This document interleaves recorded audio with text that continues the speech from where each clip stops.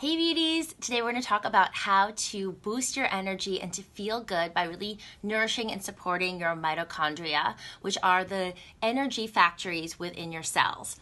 So this is the topic I've been talking about quite a bit lately. You can check out some of our podcasts with more research and more information if you want to go deeper into this discussion. Today we're going to keep it top line and just talk about some tips and tools that you can start to use on a regular basis so that you can feel more energy.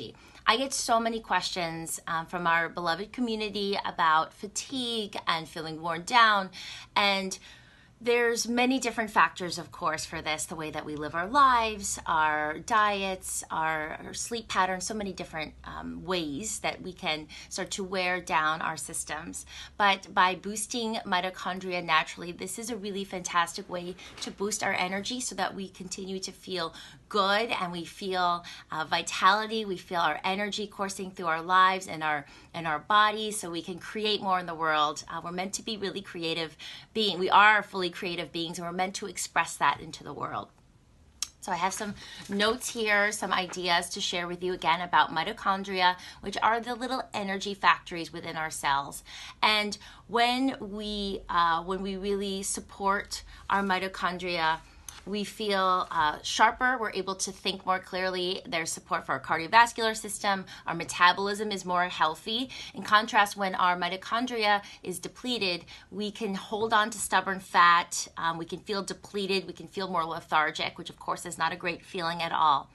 So there's a couple things that can really deplete our mitochondria. Number one is through toxicity that comes into our system, pollution, toxicity in the food supply, heavy metals that come in through water, through drinking tap water. So one way right off the bat that you can really start to boost your mitochondria is through following the Beauty Detox diet and lifestyle, which is mostly or all, for some of us, including myself, plant-based.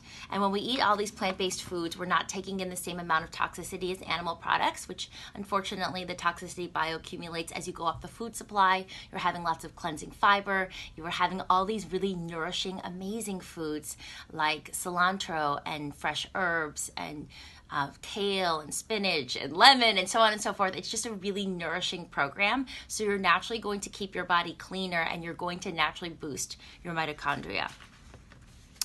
Within that, we can consciously include sulfur, I can speak, sulfur-rich foods, which helps your body produce glutathione, which helps to preserve our mitochondrial strength. And some of these foods include broccoli and Brussels sprouts, cabbage, cauliflower, asparagus.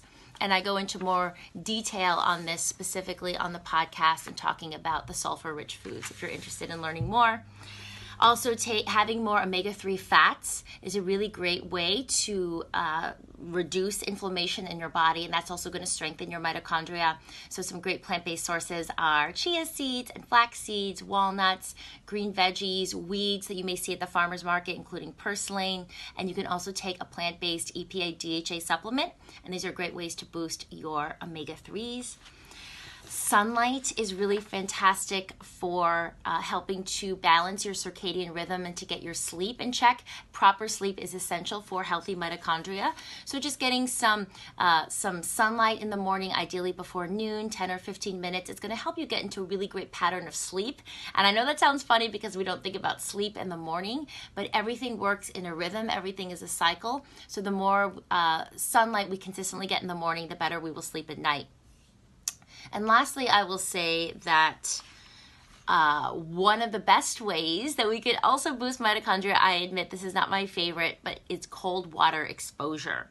So what happens when we go from warm to cold, it helps to, the exposure makes our mitochondria adapt, and it becomes robust, it becomes very healthy. And this is one of the reasons that ice baths and cold plunge pools are really effective in our health.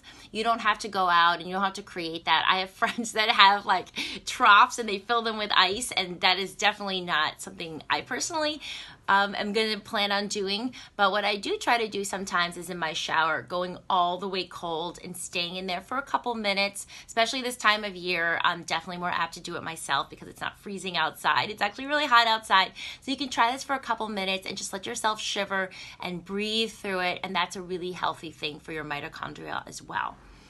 So again, beauties, I hope this helped you. You can check out the podcast if you want to go a little bit deeper, but just start the discussion of thinking about our mitochondria. And what's so amazing about these tips is a lot of them we're doing anyway. If you're following Beauty Detox, there's just layers and layers to the support and energy enhancing benefits of following this lifestyle, and boosting your mitochondria is one of those ways.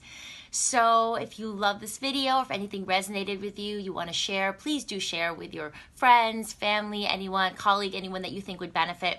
This helps us to spread the love and the support and grow the community, and I appreciate it so much. So thank you for not only sharing, but for being you, for being part of our community. I love that we are connected. I feel that we truly are connected for a reason, to help support each other on the path. And so sending you so much love, beauty. I will see you back here very soon.